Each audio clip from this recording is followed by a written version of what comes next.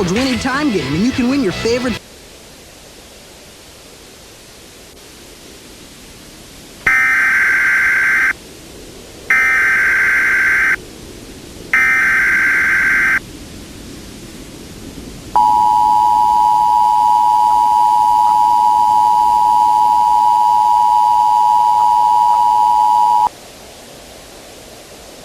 The National Weather Service in Mount Holly, New Jersey has issued a shelter-in-place warning for the state of New Jersey, the state of Pennsylvania, the state of New York, until 6 a.m. Eastern Standard Time.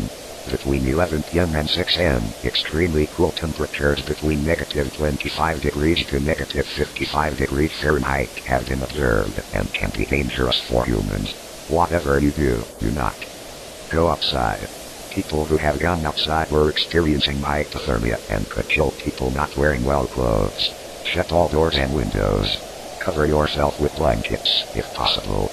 Heaters are the best in this situation. Do not use a car to heat up, as cars contain carbon dioxide, which can kill you. Thank you for listening, and look for more future updates as they come.